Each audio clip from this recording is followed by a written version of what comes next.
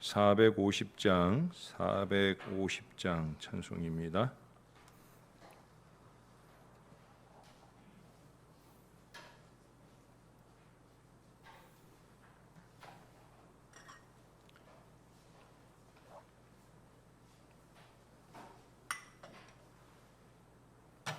내 평생 소원 이것뿐 주의 일 하다가 이 세상 이별하는 날 주 앞에 가리라. 꿈같이 헛된 세상 일 취할 건 무엇냐. 이 수고함만 하여도 헛된 것뿐일세. 꿈같은 태연 많으나 겁내지 맙시다. 구주의 권능 크시니 이기고 남겠네. 금보다 귀한 믿음은 참 보배 되도다. 이 진리 믿는 사람들 다 복을 받겠네. 살같이 빠른 광음을 주 위에 아끼세. 온 몸과 마음을 바치고 힘써서 일하세. 살같이 빠른 광음을 주 위에 아끼세. 온 몸과 마음을 바치고 힘써서 일하세. 아멘. 죄송합니다. 그 뒤에 찬송 한 장 더 하겠습니다. 452장입니다. 내 모든 소원 기도의 제목 예수님 닮기 원함이라. 예수님 형상 나 입기 위해 세상의 보화 아끼잖네. 예수님 닮기 내가 원하네. 날 구원하신 예수님을 내 마음 속에 지금 고도사 주님의 형상 인치소서. 무한한 사랑 풍성한 공율 슬픈 자 위로 하시는 주. 길 잃은 죄인 부르는 예수 그 영상 담게 하옵소서. 예수님 닮기 내가 원하네. 날 구원하신 예수님을 내 마음 속에 지금 고도사 주님의 형상 인치소서. 겸손한 예수 거룩한 주님 원수의 멸시 참으시사 우리를 위해 고난을 받은 구주를 닮게 하옵소서. 예수님 닮기 내가 원하네. 날 구원하신 예수님을 내 마음 속에 지금 고도사 주님의 형상 인치소서. 예수님 닮기 내가 원하네. 날 구원하신 예수님을 내 마음 속에 지금 곧 오사 주님의 형상 인치소서. 아멘. 기도하겠습니다. 좋으신 아버지 은혜를 감사합니다. 우리가 주님의 은혜로 받으며 누리고 사는 것을 잊지 않도록 도와 주시옵소서. 그 예수님 뜻대로 섬기고 나눌 건강한 믿음의 마음으로 살 수 있도록 우리를 도와 주시옵소서. 이 모든 것들이 가능하도록 우리의 마음에 주님 모시고 주님 바라보며 사는 건강한 신앙의 백성들 될 수 있도록 은혜를 더하여 주시옵소서. 주님의 위로가 필요한 이들에게 주님께서 다가와 주시고 한없는 사랑과 자비와 긍휼을 풍성히 나타내 주시옵소서. 감사합니다. 예수님 이름으로 기도합니다. 아멘. 예레미야 6장의 말씀을 계속 봅니다.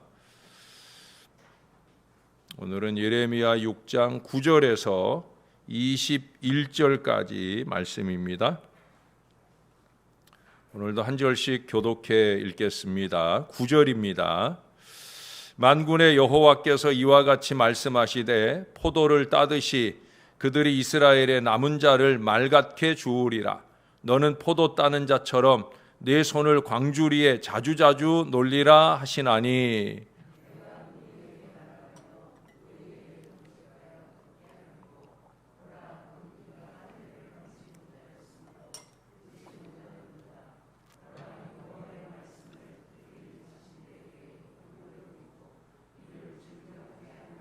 그러므로 여호와의 분노가 내게 가득하여 참기 어렵도다. 그것을 거리에 있는 아이들과 모인 청년들에게 부으리니 남편과 아내와 나이든 사람과 늙은이가 다 잡히리로다.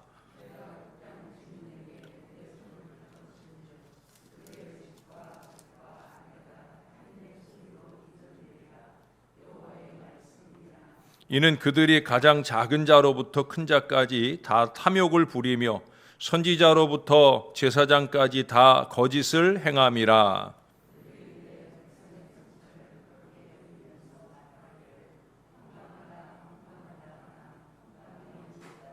그들이 가증한 일을 행할 때에 부끄러워하였느냐? 아니라 조금도 부끄러워하지 않을 뿐 아니라 얼굴도 붉어지지 않았느니라. 그러므로 그들이 엎드러지는 자와 함께 엎드러질 것이라. 내가 그들을 벌하리니 그때 그들이 거꾸러지리라. 여호와의 말씀이니라.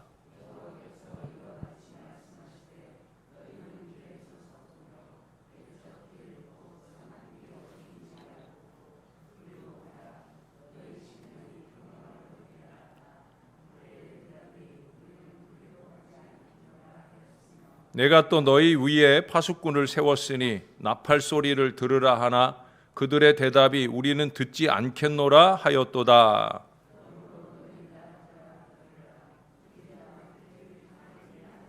땅이여 들으라. 내가 이 백성에게 재앙을 내리리니 이것이 그들의 생각의 결과라. 그들이 내 말을 듣지 아니하며 내 율법을 거절하였음이니라.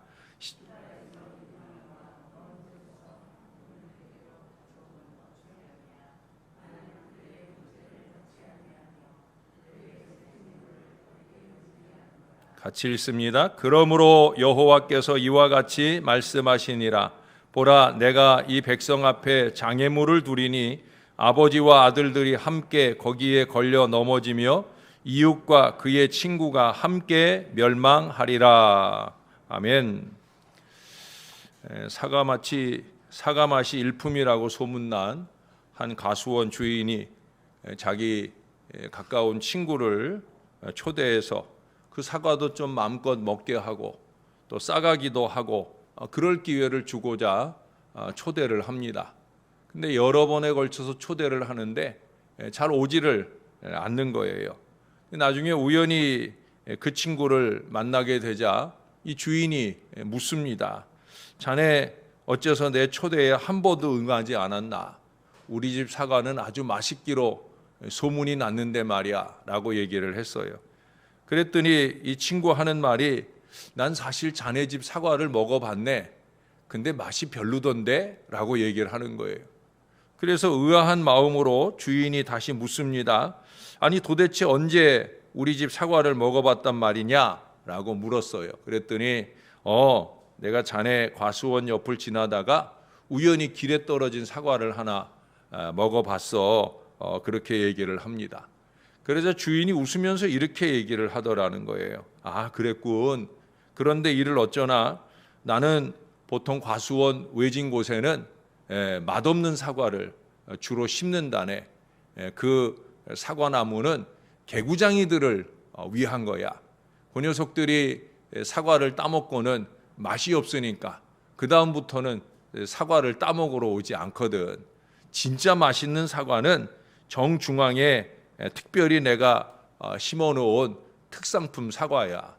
자네는 내가 그걸 줄 테니 꼭 좀 오시게 라고 이렇게 얘기를 하더랍니다. 여러분, 신앙에 있어서도 마찬가지입니다. 여기 오늘 16절에서 말씀하는 것처럼 우리가 마땅히 가야 할 우리 주님이 인도하시는 그 선한 길이 어디인지 알아보고 그리로 행하면 우리 심령이 평강을 얻을 수 있는 거예요. 우리의 구원에 관한 한 우리 예수 그리스도께서 길 되시는 걸 저와 여러분은 잘 압니다. 우리는 그것을 알기 때문에 천국을 향하는 진입로 되시는 우리 예수님을 믿어서 풍성한 안식과 영생의 보장을 안고 살아가고 있습니다. 얼마나 다행이고 감사한지 몰라요. 그러나 오늘의 말씀을 보시면 이스라엘은 그러지 않았다는 거예요. 이 길을 외면했어요. 거기 17절에 보시면 파수꾼을 세워서 이 생명의 길을 제시하는 나팔소리, 하나님의 말씀을 10절 하반절에 보는 것처럼 자신들에게 욕으로 여기고 이를 즐겨 듣지 않았다라고 하는 거예요. 거기다가 13절 14절에 보니까 탐욕과 거짓을 행하는 그들과 선지자 제사장들도 함께 하면서, 앞서 7절에서는 하나님께서 이스라엘의 상태를 심각한 질병으로 보셨잖아요. 근데 이들 선지자 제사장들은 그들의 상처를 가볍게 여기면서 그 심각한 상처를 아무것도 아니라고 말해주고 평강하다 말해주기만 한다는 거예요. 다시 말해서 듣기에 좋은 말만 한다는 거예요.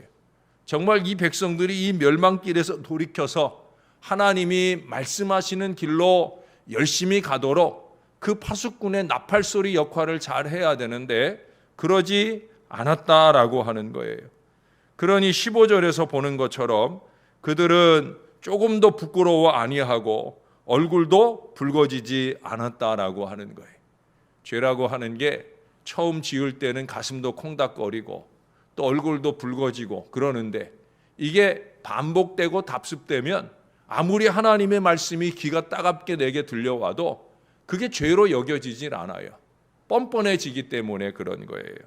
중요한 것은 뭡니까? 14절 하반절의 결론처럼 바로 그들에게 평강이 없다는 거예요. 겉으로는 태연한 척하지만 아무 일도 없는 듯이 뻔뻔히 살아가지만 그 속은 평안 없는 나날이 이어진다는 겁니다. 여러분, 죄악을 간직한 삶이 평강할 수는 없어요. 이미 우리가 살펴보았던 이사야 48장 22절이나 57장 21절에서는 반복해서 말합니다. 악인에게는 평강이 없느니라. 악인에게는 평강이 없다 분명하게 선언을 하고 있어요. 이사야서 말씀만 아니라 그 앞서 보았던 잠언서에서도 동일한 표현들을 얼마든지 읽어볼 수 있습니다. 그리고 결국은 21절의 결론처럼 아버지와 아들들이 함께 이웃과 그 친구까지 함께 멸망한다는 거예요. 19절 말씀은 그들의 재앙의 이유를 뭐라고 말씀하냐면 하나님의 말씀을 듣지 아니하고 하나님의 법을 거절하고 그들의 생각대로 행한 결과임을 말씀해 주고 있어요. 지난 수요일 저녁에도 말씀드렸죠. 모든 죄악은 자기 맘대로 하는 것으로부터 시작이 된다. 원죄의 시작도 아담과 하와가 자기 맘대로 선악을 알게 하는 나무의 실과를 따먹으면서 원죄가 시작된 것처럼 우리 인생의 모든 죄가 그래요. 근데 문제는 뭐냐면 신앙하기 이전에야 뭐 그것은 그럴 수 있다 하지만 신앙하면서도 여전히 하나님의 말씀을 외면하고 하나님의 법을 거절하고 자기 생각대로 자기 맘대로 이렇게 하는 것이 언제나 모든 죄악과 문제를 만들어낸다는 거예요. 빨리 벗어나야 되는 거예요. 그 악한 길을 떠나. 역대하 7장 14절에 그 경고의 말씀을 우리가 들어야 된다는 거예요. 그러니까 오래전에 보았던 영화 중에 데이라이트라고 하는 영화가 있어요. 재난 영화인데 뉴욕과 뉴저지 사이에 큰 강물이 흘러요. 그러니까 이것을 통과하기 위해서 아주 커다란 터널을 만들어 놨는데 그 강물 밑을 이렇게 지나가는 터널이에요. 근데 그만 이 유류를 실은 이 탱크로리가 그 안에서 사고가 나면서 여러 가지 이렇게 차들이 부딪히고 막 그러면서 그 유류, 그 기름이다 보니까 폭파가 막 일어나고 그러면서 이제 그 터널이 내려앉는 거예요. 이 터널이 내려앉으면서 문제는 뭐냐면 그 강물이 막 쏟아져 들어오는 거예요. 그래서 사람들이 이제 가운데로 도망쳐 가게 되는데 그때 한 퇴직한 구조 요원이 그곳에 홀로 들어가게 되고 그 안에 갇힌 사람들을 구해내는 그런 내용입니다. 그러나 그 안에 갇힌 사람들 가운데 그 구조 요원의 만류에도 불구하고 길이 아닌 곳으로 자기 맘대로 고집하며 가다가 결국 가장 먼저 죽는 사람이 나옵니다. 근데 어이없는 것은 그 사람이 이제 남아있는 사람들에게 이런 말을 하면서 갑니다. 기도하는 사람은 기도하세요. 못한다면 지금이 바로 시작할 때죠. 참 뻔뻔하게 그런 말을 하고는 자신은 무모한 죽음의 자리로 교만하게 나아갑니다. 전 그래서 여러분들에게 자신 있게 말하는 거예요. 교만은 절대 신앙이 아닙니다. 겸손해야 그 악한 길에서 떠나 자기를 낮추고 자기를 낮추는 그 겸손이 신앙이에요. 그 겸손이 살 길이라는 거예요. 이 구조 요원이 사람들을 이끌고 옛적에 대피소였던 곳을 찾아냅니다. 사람들을 위험할지 모르니까 이제 두고 자기 혼자 그 대피소를 찾아 들어가는데 그때 손전등을 들고 그 대피소 안에 들어가서 그 안을 이렇게 쫙 비추는데 그 정중앙에 예수님 상이 거기에 있습니다. 사실은 그 대피소는 그 공사 인부들이 때때로 그곳에 모여서 예배하는 곳으로 그렇게 사용하던 곳이에요. 그러니까 이제 예수님도 거기에 이렇게 예수님 상도 세워 놓은 거예요. 놀라운 건 뭐냐면 나중에 이들이 구원받게 되는 통로가 어디에 있냐면 그 예수님 상 뒤편에 문이 있고 그 문으로 해가지고 이제 올라가는 길을 만나게 되어집니다. 예수님만이 살 길이다 하는 것을 암시적으로 보여주는 것 같아서 저는 참 그냥 일반 재난 영화인데도 불구하고 그 영화를 보면서 은혜를 많이 받았어요. 뭐 어떤 의도로 그걸 만들었는지 몰라도 아마 크리스찬 감독이 그걸 만들었다고 하면 아마 제가 생각한 그런 의미를 두고 결국은 예수님이 살 길이다 하는 걸 알게 해주려고 그렇게 암시적으로 만들어 놓지 않았나 하는 그런 기대와 생각을 했었던 기억이 납니다. 그가 그 대피소를 찾고 난 후에 사람들에게 와서 하는 말이 있어요.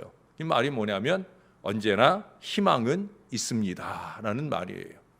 물론 그 말을 할 때는 아직 예수님 상 뒤로 그 구원의 길이 있는지를 아직은 알지 못할 때예요. 그러나 그 대피소까지만이라도 갈 수 있는 그 길이 바로 희망이 있다는 거죠. 그리고 결국은 그 예수님 상 뒤로 있는 진정한 희망이 그들의 앞에 열리게 되어집니다.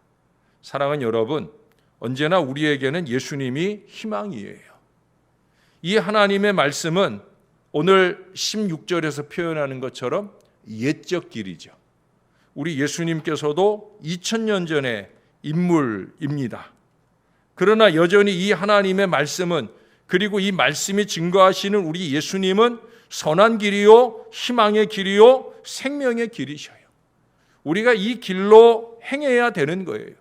이 길을 믿어야만 우리의 심령이 평강을 얻을 수 있는 거예요.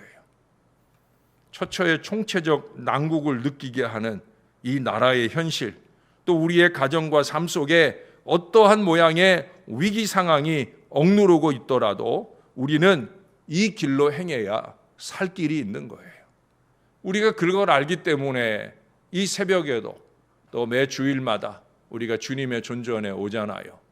아직도 여기저기 교회들 가운데 안타까운 소식이 들리지만 그래도 우리가 주님 앞에 있는 것이 우리에게 희망이기에 우리는 성전의 예배를 회복해가고 성전에 올 수 없는 때라도 온라인 예배를 통해 주님이 길 되심을 확인하고 확신하는 이 은혜 가운데 살고 있습니다.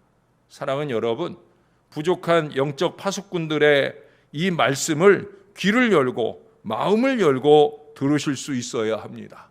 말씀에 근거하여 혹시 부끄럽고 얼굴이 붉어질 일은 회개해서 그 영적인 상처를 치료해 낼 수 있어야 합니다. 그래야 희망의 주님께로 나아갈 수가 있는 거예요. 우리가 우리의 죄악을 간직한 채로는 주님을 볼 수 없어요.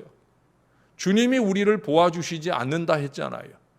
떳떳이 주님을 볼 수 있는 말씀대로의 회개, 이 변화의 역사가 우리 가운데 있어야 된다는 거예요. 사랑하는 여러분, 우리 예수님은 천국에 이르는 길일 뿐 아니라 우리의 현재를 풍성하고 평안하게 인도해 주시는 길이기도 합니다. 요한복음 14장 27절에 우리 예수님께서 친히 하신 말씀이 있잖아요. 평강을 너희에게 끼치노니 곧 나의 평강을 너희에게 주노라. 제가 아주 좋아하는 말씀이에요. 답답하고 힘들고 어려울 때마다 주님 이 말씀으로 저에게 다가오십니다. 평강을 너희에게 끼치노니 곧 나의 평강을 너희에게 주노라. 이 평강은 세상이 줄 수도 없고 알 수도 없는 평강이라고 주님은 분명히 말씀하고 있어요. 이 세상 어느 것으로부터도 누릴 수 없는 이 평강, 모쪼록 저와 여러분들이 주님과 말씀과 기도를 통한 깊은 교제로 연합함을 통해서 그분이 주시는 이 평안과 형통의 은혜를 마음껏 누리실 수 있게 되기를 바랍니다. 이미 잘 아시는 일이지만 다시 한번 가슴에 새기고 돌아가시는 이 아침이 되시기를 바랍니다.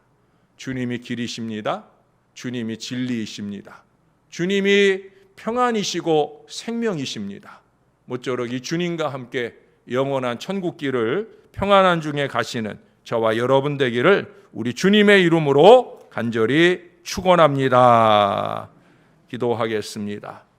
하나님, 날마다 새벽 아침 말씀 앞에 서게 해주시니 감사합니다.